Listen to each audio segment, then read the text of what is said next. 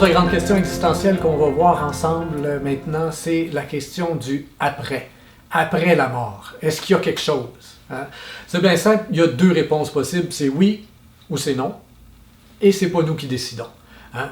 Donc, c'est vraiment comme ça que je vais vous inviter à le réfléchir. Quand je pose la question dans les classes, est-ce que vous croyez, qui croit ici à main levée, qu'il y a quelque chose après la mort, qui croit qu'il n'y a rien après la mort, à main levée, on arrive grosso modo là, à peu près à 50-50, dépendamment des écoles. Certaines écoles vont aller vers le 75-25 ou d'autres d'un bord ou de l'autre. Mais si je fais là, au bout de 5 ans, là, ben, souvent autour de 50-50 des gens qui soient d'un bord ou de l'autre. Et les raisons sont bonnes d'un côté comme de l'autre pour croire ou ne pas croire qu'il y a quelque chose après la mort.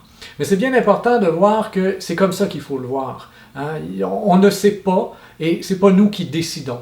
Et pour bien statuer là-dessus, j'aime beaucoup cet extrait là, qu'on va voir, extrait d'un reportage que je vous invite à voir d'ailleurs, qui est excellent, qui s'appelle L'heureux naufrage. Vous pouvez aller sur le site internet heureuxnaufrage.com. Et il y a entre autres là-dedans André Comte-Sponville, qui est un philosophe athée, et qui explique très bien, lui, il parle de la croyance en Dieu, mais évidemment, ça vient avec le fait de croire s'il y a quelque chose après la mort ou non. Donc, écoutez bien ce qu'il dit, pour voir la différence entre le croire et le savoir. Je ne sais pas, au sens vrai et fort du verbe savoir, si Dieu existe ou pas. D'ailleurs, je le dis dans mon livre, L'esprit de l'athéisme, si vous rencontrez quelqu'un qui vous dit « je sais que Dieu n'existe pas », ce n'est pas d'abord un athée, c'est d'abord un imbécile. La vérité, c'est qu'on ne sait pas, personne ne sait. Et de même, si vous rencontrez quelqu'un qui vous dit « je sais que Dieu existe », de mon point de vue, c'est un imbécile qui a la foi. Alors qu'il ait la foi, c'est bien sûr pas grave, mais qui sottement prend sa foi pour un savoir.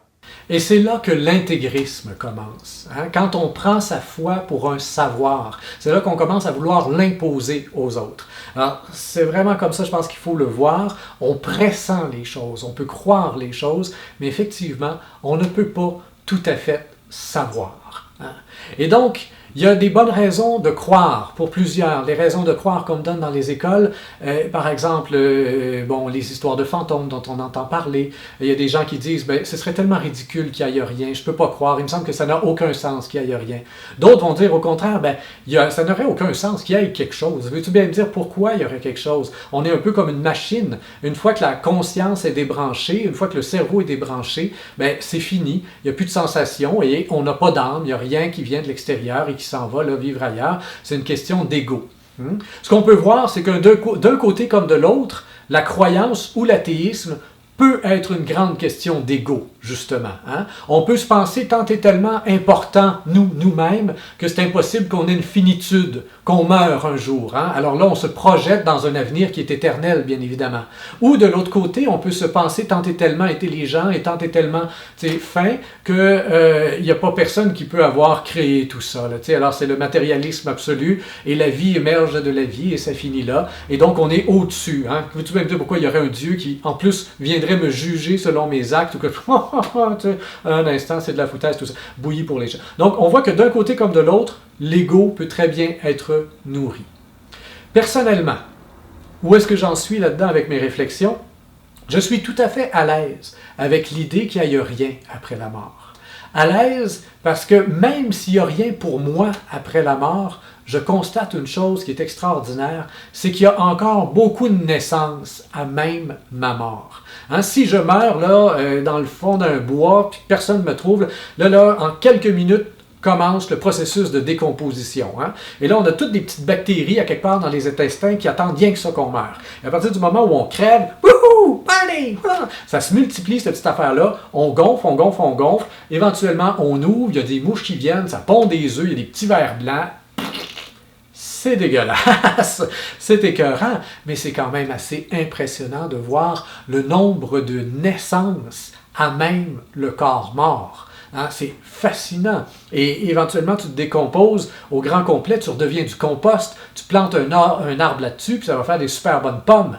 Hein, c'est ça la Montérégie. Là. La Montérégie, c'est les terres les plus fertiles au Québec. Mais c'est parce que ça, en Montérégie, il y avait le lac Champlain. C'est des siècles de cadavres décomposés qui se sont accumulés dans le fond des terres et ça donne des terres hyper fertiles à partir du moment où le lac Champlain s'est retiré. Alors, la mort amène des naissances, donne donne la vie continuellement. Donc, même s'il n'y a rien pour moi après la mort, je m'inscris encore dans l'espèce de patrimoine génétique de l'humanité, et il y a un legs historique, il y a quelque chose là, qui est là, avec lequel je suis tout à fait à l'aise. Donc, je suis confortable avec ça. Cela dit, personnellement, je pressens qu'il y a quelque chose après la mort. À cause de mes propres expériences personnelles de méditation, où j'ai vraiment eu l'impression de goûter dur comme fer, donc le plus grand que moi, hein, et ce qui peut nous unir et tout ça. Et aussi, à cause de toutes ces histoires de plus en plus fréquentes, de mort temporaire, là, où on voit quelqu'un finalement qui est cérébralement décédé depuis trop longtemps pour avoir conscience de quoi que ce soit, mais qui après ça vient te raconter toute son opération, hein, et qui dit, docteur, vous avez pris le scalpel rouge. Mais comment ça, le scalpel rouge? Le docteur n'a jamais dit scalpel rouge. Le docteur il a dit scalpel. Puis il a ouvert le ventre, puis le gars il était mort, puis let's go. Puis lui, il était comme dans le coin de la pièce, puis il décrit toutes les couleurs, les cils. Puis là, vous êtes allé à l'autre bout de l'hôpital. Et ça arrive souvent, ça. Les gens décrivent ce qui se passe ailleurs dans l'hôpital. Vous êtes allé à l'autre bout de l'hôpital, vous avez parlé avec une infirmière blonde, puis vous avez dit, ah, pas sûr qu'il va s'en sortir, j'ai l'impression qu'on l'a perdu, celui-là. Ben là, vous voyez, gars, je suis encore là. Puis des fois, ils vont même décrire ce qui se passe à des kilomètres de l'hôpital. Hein? Alors, oui, peut-être qu'au moment de la mort, le cerveau, tout à coup, jouit d'une hyper-conscience complètement folle de tout ce qui se passe à 5 km à la ronde. Mais, personnellement, moi, ça m'amène plutôt à croire et à pressentir qu'on a une âme qui, elle, nous survit, hein, d'une certaine manière, et va naître à autre chose, justement, au moment de la mort. Mais maintenant, s'il y a quelque chose après la mort, de quoi ça va avoir l'air? Moi, je pense que ça va avoir l'air à peu près de ça. Un ornithorynque. Pourquoi un ornithorynque? Parce que l'ornithorynque, c'est le sommet de la biodiversité sur la Terre. Hein? C'est pas compliqué, c'est un bec de canard, un corps de rat, des griffes de taupe avec une queue de castor. C'est pas supposé exister, cette affaire-là. Puis moi, la première fois que j'ai vu ça dans ma vie, là, je m'en souviens encore, je me suis dit, hein? Qu'est-ce que c'est ça? C'est donc bien laid. Ça existe-tu pour de vrai, cette affaire-là? Ou c'est quelqu'un qui l'a inventé pour un film de science-fiction? Non, ça existe. Hein? C'est le sommet de la biodiversité sur la Terre. Mais je ne sais pas si vous avez déjà entendu cette petite phrase, « Le visible est garant de l'invisible ». Le visible est garant de l'invisible. Ben, tu sais, quand quelqu'un nous aime, l'amour, c'est philosophique, c'est un concept philosophique, l'amour, c'est intangible en soi. Hein? Oui, on peut mesurer, il y a des hormones, il y a aussi, mais le concept de l'amour, il est invisible. Mais quand quelqu'un vous aime, ça paraît dans ses yeux, ça paraît dans ses bras. Quand quelqu'un vous aille à la face, ça paraît aussi. Hein? Et donc, la haine est tout aussi invisible. Le visible est garant de l'invisible. Mais si ça c'est vrai et qu'il y a quelque chose après la mort, ben, l'ornithorynque est en train de me dire qu'il va y avoir beaucoup de diversité. Les grandes religions souvent ont tendance à dire que, tiens, voici la solution, c'est blanc, c'est noir, ça finit là. Pas sûr. Parce que justement, il y a tellement de diversité dans ce qu'on voit que moi, je m'attends à arriver l'autre bord et à faire « Ah ouais, attends, c'est même ça marche, ah, qu'est-ce que c'est ça? » Juste, si vous avez déjà voyagé, moi j'ai passé 7 mois en Inde, comme j'ai dit un peu plus tôt, 7 mois en Inde, c'est la même planète, à la même époque, avec des êtres humains, et ça a été un choc culturel total pendant 7 mois de choc culturel. Là, alors, même que j'arrive l'autre bord, je m'attends à ça aussi. Un immense choc culturel. Beaucoup de, le temps de faire ses repères, de se retrouver dans « Ah ouais, c'est ça, c'est de même, ça marche, qu'est-ce que c'est ça, cette affaire-là? » Voilà. Donc, je m'attends à vivre toutes sortes de transitions finalement à travers tout ça. Et au-delà de ça, si je me fie aussi sur un enseignement que j'ai reçu justement quand j'étais en Inde, au Shantivanam Ashram, Brother Martin, qui était le responsable du ashram en question, nous faisait un enseignement justement sur la vie après la mort, en nous disant qu'en Dieu, il n'y a pas de juge. Hein? On a souvent vu Dieu et enseigné Dieu comme un grand juge. Et tout ça. En Dieu, il n'y a pas de juge. En Dieu, amour inconditionnel. Et c'est vrai qu'on retrouve ça dans les plus grandes mystiques du monde, hein, dans toutes les grandes religions. Il y a une présence amoureuse. Hein? Donc, en Dieu, un amour inconditionnel. Mais une fois que tu meurs, tu es pure conscience. Qu'est-ce que ça veut dire, ça, pure conscience? Ça veut dire que toutes les cochonneries qu'on a dans l'inconscient, là, tout à coup, tu les as en pleine face. Et tu peux pas, là, non, tu les as là. Toutes les fois où tu as blasté quelqu'un, où tu as rentré dans ta mère, où tu as une mauvaise journée à l'école, tu rentres chez vous, ta mère t'accueille, « Salut mon grand, salut ma grande. Ah, laisse-moi tranquille. » Bang, tu t'en vas dans la chambre, tu fermes la porte. Elle t'a rien fait.